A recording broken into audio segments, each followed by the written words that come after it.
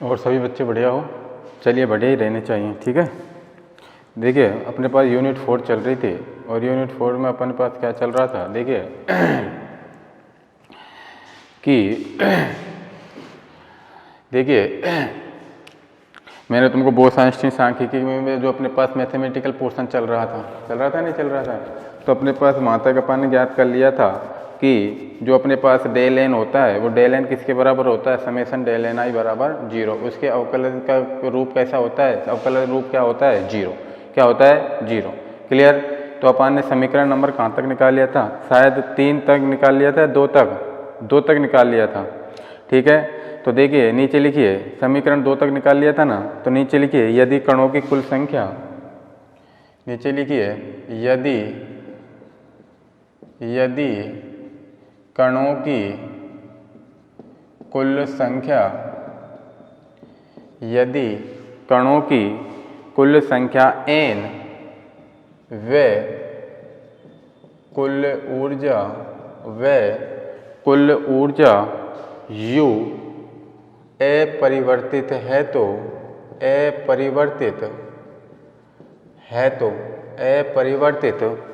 तो अपने पास जो डेल एन है, डेल एन बराबर किसके हो जाएगा अपने पास, summation of i del n i बराबर कितना हो जाएगा, 0, क्योंकि उसका अवकल रूप क्या होता है, 0 होता है। तो इसका इक्वेशन नंबर डाल देना, 2 आ गए थे ना, इसका इक्वेशन नंबर 3 नीचे लिखिए तो अपने पास, और डेल यू का मान किसके बराबर हो जाएगा, डेल यू बराबर, बताइए, डेल यू जब अपरिवर्तित है तो समेशन ऑफ आई कितना हो जाएगा, epsilon i del n i बराबर 0। Equation number 4। तो नीचे लिखिए समीकरण 3 को माइनस एल्फा से व समीकरण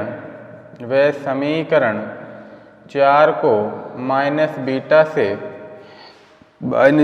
से गुणा कर समीकरण 2 में जोड़ने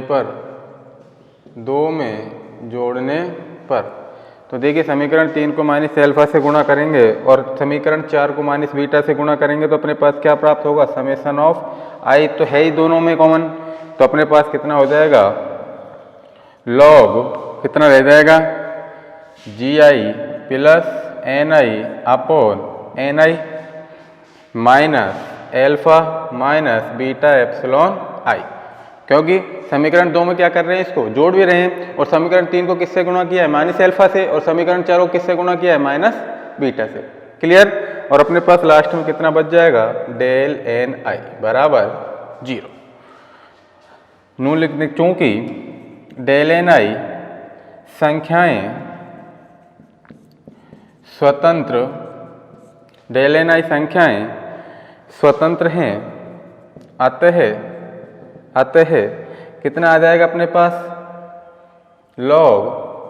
log ji i plus n i upon n i बराबर कितना रह जाएगा, alpha plus beta epsilon i. तो अपने पास कितना हो जाएगा बताइए, तो अपने पास हो जाएगा जी आई अपॉन एन आई प्लस 1, जी आई अपॉन एन आई प्लस 1, इससे ये हो गया। तो अपने पास कितना हो जाएगा, इसको इस लॉग को हटाऊंगा तो ये किसके बेस में सट जाएगा, ई के बेस में, तो e upon alpha plus beta epsilon आई।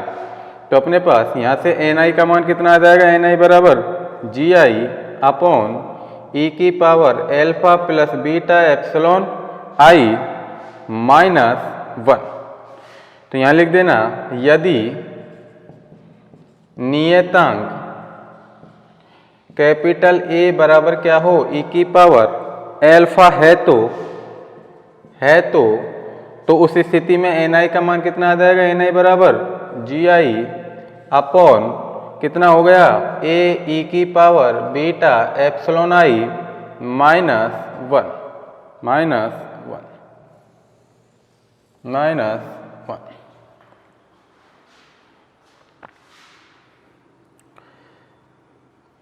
इसका क्वेश्चन नंबर अगला डाल देना, इस वाले को 5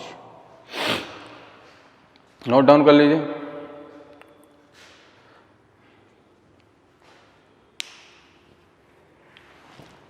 ये तुम्हारी क्या हो गई, बोस-आइंस्टीन सांख्यिकी। बोस-आइंस्टीन सांख्यिकी के बारे में बता दिया था कि बोस-आइंस्टीन सांख्यिकी क्या होती है, और इसका गणितीय विश्लेषण भी बता दिया। सॉरी, ठीक है। एक बार पढ़ कर इसको एक बार अपने हाथों से निकाल लेना पूरे को, बोस-आइंस्टीन सांख्यिकी को।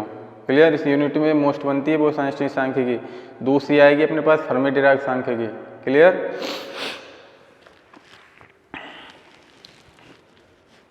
नोट डाउन करिए जल्दी।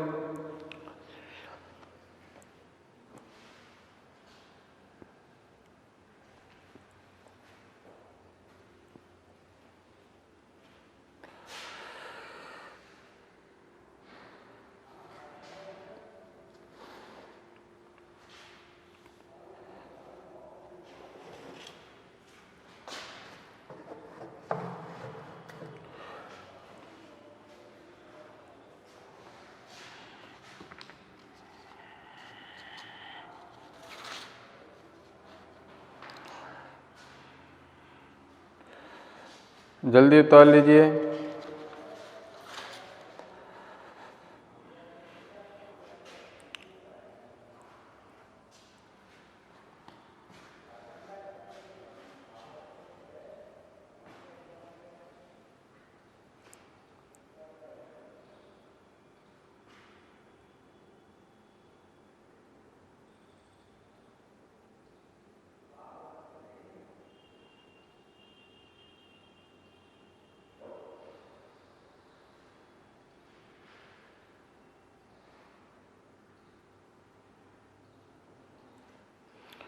उतार लिया। चलिए अगला हेडिंग डालिए, चिरसम्मति भौतिकी की असफलताएं। चिरसम्मति भौतिकी की असफलताएं।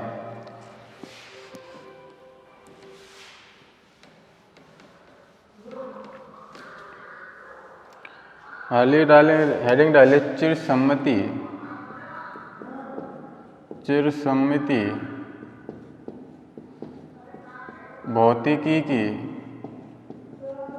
भौतिकी की असफलताएं।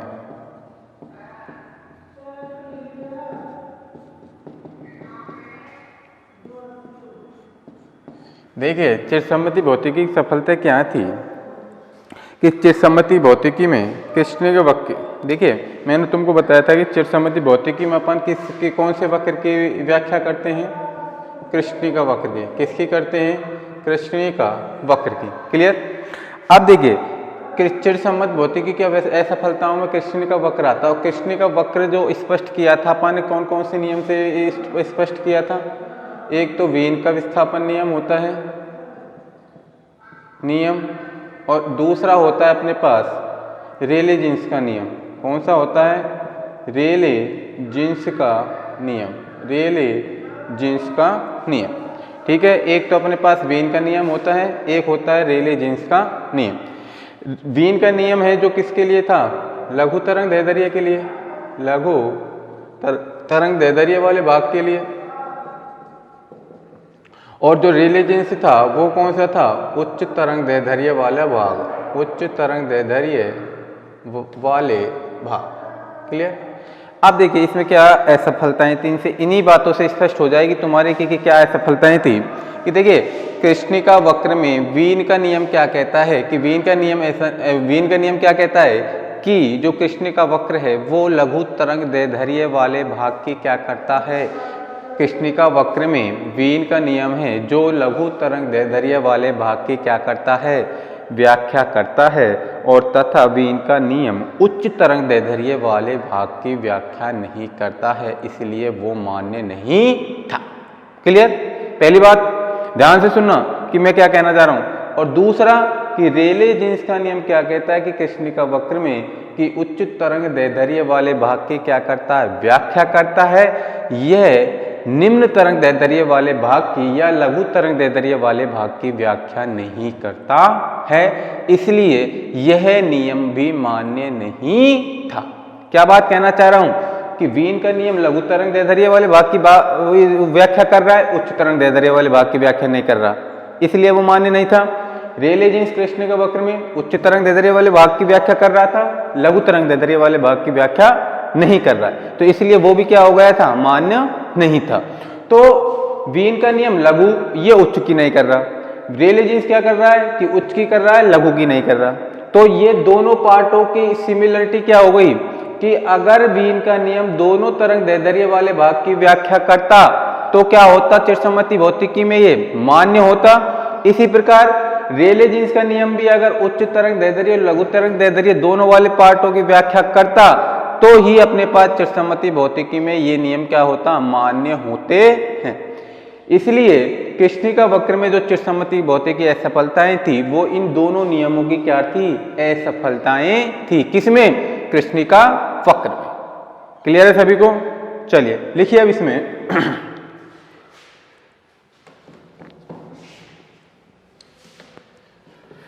लिखिए चिरसम्मति भौतिकी में चिरसम्मति भौतिकी में चिरसम्मति भौतिकी में कृष्णिका वक्र की व्याख्या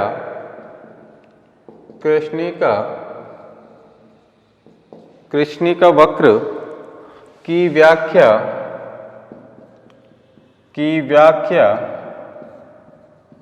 वीन, चिरसम्मति भौतिकी में कृष्णिका वक्र की व्याख्या वीन और रेले जीन्स ने और रेले जीन्स ने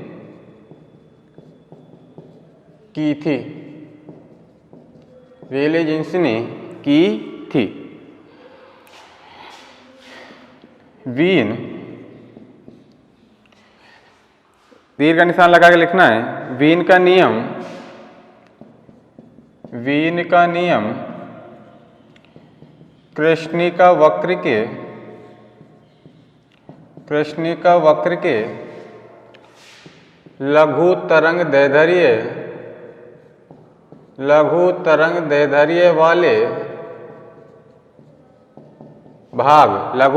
दैर्ध्य वाले भाग की व्याख्या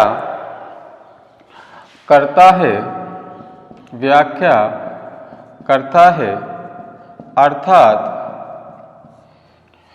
है, अर्थात कृष्णिका वक्र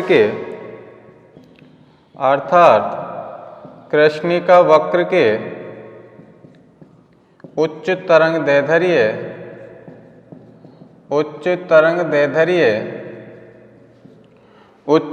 दैर्ध्य वाले भाग के लिए, उच्च तरंग दैर्ध्य वाले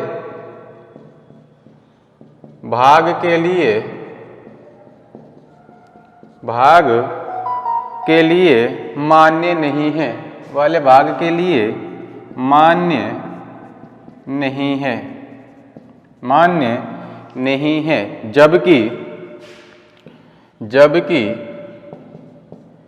रेले जीन्स का नियम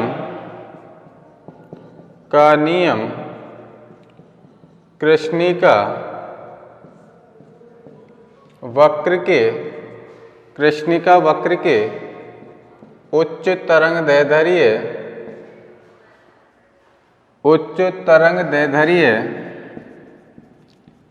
वाले भाग की, उच्च तरंग दैर्ध्य वाले भाग की व्याख्या करता है, उच्च तरंग दैर्ध्य वाले भाग के लिए कृष्ण वक्र के व्याख्या करता है, अर्थात कृष्णिका वक्र के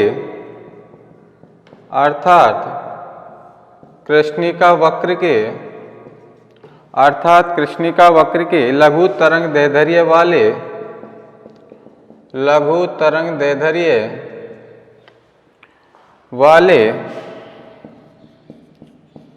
भाग लघु तरंग दैर्ध्य वाले भाग के लिए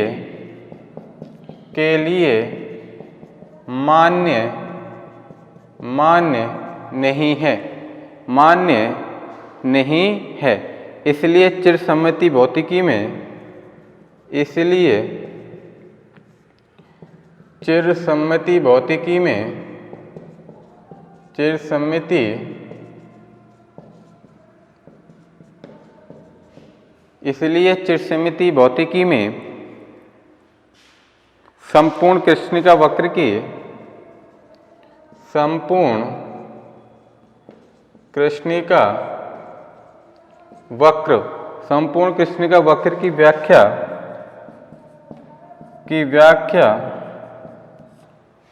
संपूर्ण कृष्णिका वक्र की व्याख्या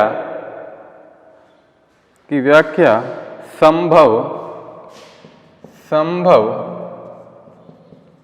नहीं है, संभव नहीं है। यही चिरसम्मति भौतिकी की असफलता है, असफलताएं हैं। इसके लिए फिगर बना लेना।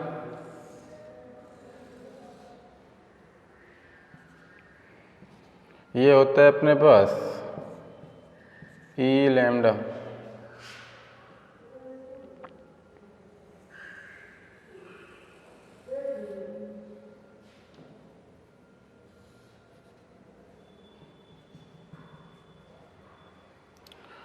ये तो होता है अपने पास वीन का नियम, ये होता है रेले जीन्स का नियम,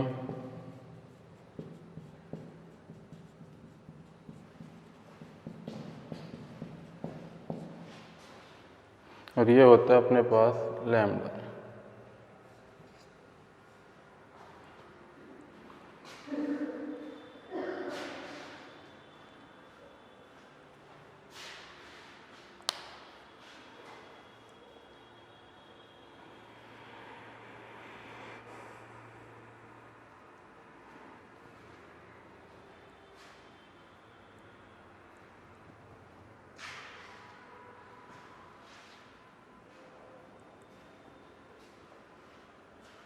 नोट डाउन करिए जल्दी।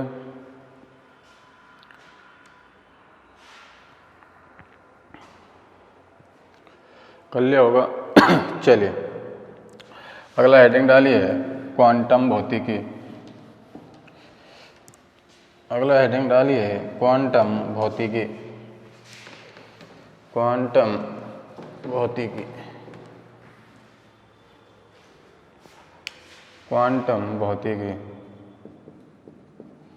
क्वांटम भौतिकी। इसको एक बार लिख लीजिए, बाद में समझा दूंगा मैं। ठीक है, देखिए इसमें हेडिंग डाल के पहला पॉइंट डाल के लिखिए इसमें क्वांटम भौतिकी में, क्वांटम भौतिकी में, क्वांटम भौतिकी में प्लांक वैज्ञानिक ने, प्लांक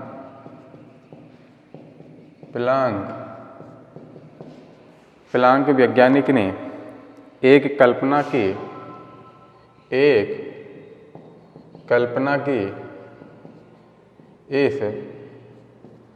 कल्पना के अनुसार,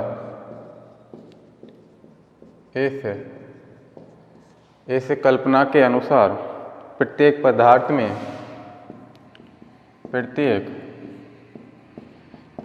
में 2 लित्र, प्रत्येक पदार्थ में 2 लित्र, प्रत्येक पदार्थ में 1-2 लित्र उपस्थित होता है, 1-2 लित्र उपस्थित होता है।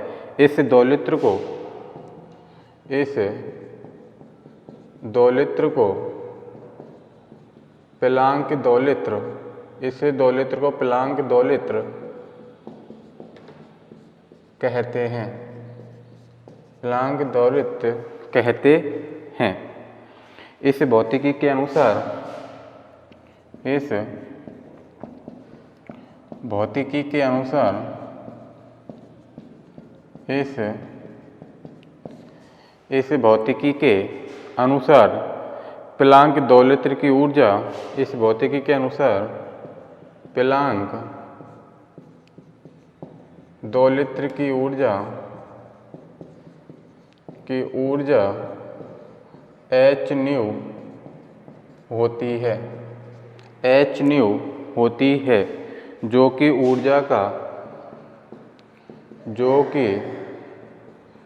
ऊर्जा का क्वांटा कहलाता है, क्वांटा कहलाता है। ऊर्जा के इस क्वांटा को, ऊर्जा के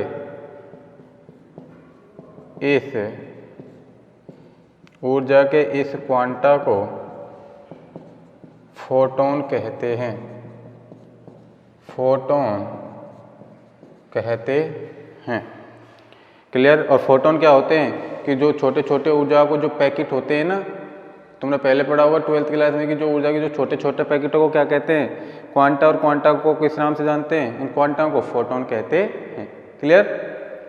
और दोलित्र क्या करता है कि दोलित्र क्या करता है कि जो डीसी है, क्या है, डीसी है, उस डीसी को वो उच्च आवृत्ति की एसी में परिवर्तित कर देता है।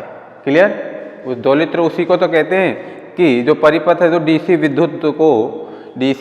विद्युत को जिस परिपथ में डीसी विद्युत को वो उच्च आवृत्ति के साथ एसी परिपथ में क्या कर देता है, कन्वर्ट कर देता है, तो अपन उसको क्या बोलते हैं, दोलित्र कहते हैं। तो मैंने क्या लिखा है कि क्वांटम भौतिकी में प्लांक वैज्ञानिक ने कल्पना की, इस कल्पना के अनुसार प्रत्येक पदार्थ में एक दोलित्र उपस्थित होता है। तो इस दोलित्र को अपन किस नाम से जानते हैं, प्लांक दोलित्र के नाम से। और इस भौतिक प्लांक दोलित्र की ऊर्जा कितनी होती है, h न्यू। कितनी होती है, h न्यू। क्लियर। लिखिए आगे।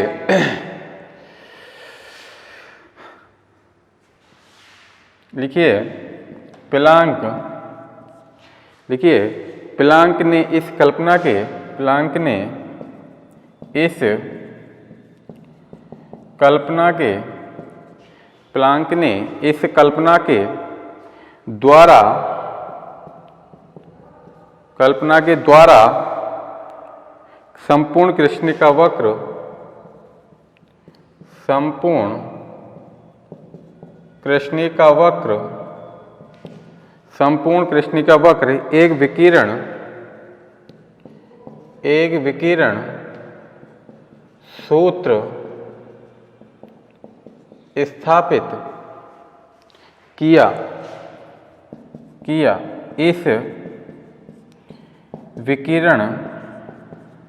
इस विकिरण सूत्र को प्लांक विकिरण, प्लांक इस विकिरण सूत्र के द्वारा, इस विकिरण सूत्र के द्वारा संपूर्ण कृष्णिका वक्र, संपूर्ण कृष्णिका वक्र की, संपूर्ण कृष्णिका वक्र की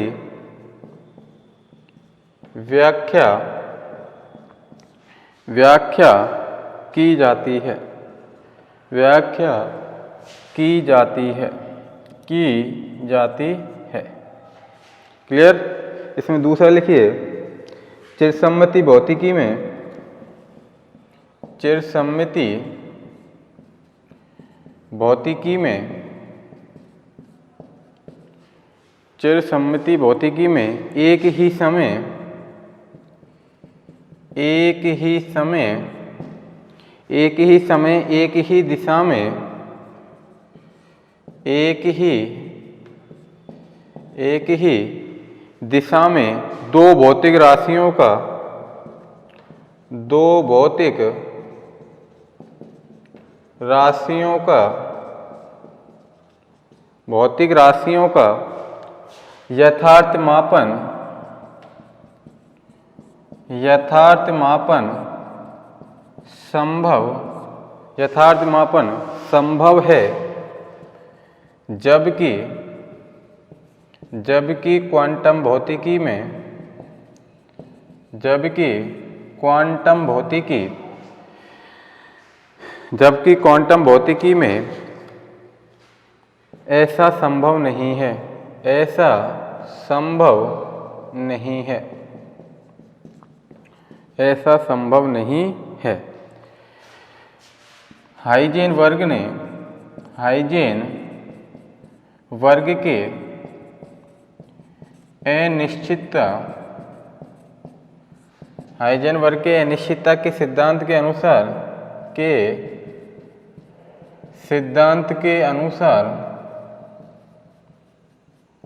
के अनुसार एक ही समय में, एक ही समय में दो भौतिक राशियों का, दो भौतिक राशियों का यथार्थ मापन संभव नहीं है, संभव नहीं है। तो प्लांक का जो हो गया हाइजेनबर्ग के अनिश्चितता सिद्धांत तो तुम सब जानते होगा क्या होता है, del x into del p x, क्या होता है, del x into del p x greater than h bar close upon कितना होता है 2 पाई इंटू 4 पाई। तो अपने पास कितना आ जाएगा, del x into del p x greater than, अब देखिए एच बार का मान 2 पाई होता है तो अपने पास यहाँ लिख देना एच बार अपने पास कितना मान होता है एच बार का, एच अपॉन 2 पाई। अब एच बार का मान मैं इसमें रखूंगा तो कितना रह जाएगा, h upon 2 pi, h upon close h upon 2 pi, 2 pi यहाँ लिख लेना, चूंकि एच बार बराबर क्या होता है अपने पास, एच अपॉन 2 पाई।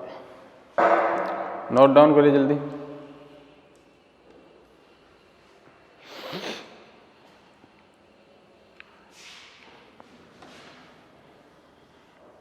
क्लियर है सभी?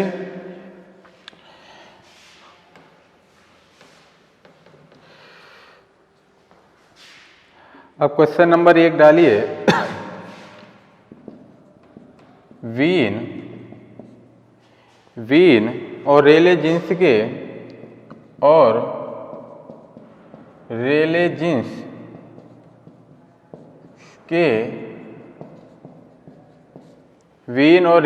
के नियम को परिभाषित कीजिए, परिभाषित कीजिए। प्रश्न है अपना, वीन और रेले जीन्स के नियम को परिभाषित कीजिए। तो वीन का नियम क्या होता है कि कृष्णिका वक्र में लघु तरंग दैर्ध्य वाले भाग की क्या करता है, व्याख्या। और रेले जीन्स का नियम क्या हो गया कि कृष्णिका वक्र में उच्च तरंग दैर्ध्य वाले भाग की क्या करता है, व्याख्या करता है। ये तो इन दोनों की क्या हो गई, परिभाषा। अब वीन का जो नियम हो उसके लिए जो अपने पास वीन का नियम होता है उसमें जो यू लैम्डा और डी लैम्डा है उसका मान कितना होता है वो क्या होता है, और रेले जीन्स में भी यू लैम्डा डी लैम्डा का मान कितना होता है। ठीक है, इसको अपन हेडिंग डाल लेना, वीन का नियम। पहला डाल लेना इसमें वीन का नियम, वीन का नियम। परिभाषा तो तुम लिख लोगे, अरे परिभाषा तो लिख सकते हो वीन के नियम की, कि वीन के नियम के अनुसार कृष्णिका वक्र में जो लघु तरंग दैर्ध्य वाले भाग की व्याख्या करता है उस नियम को अपन क्या बोलते हैं, वीन का नियम। ठीक है,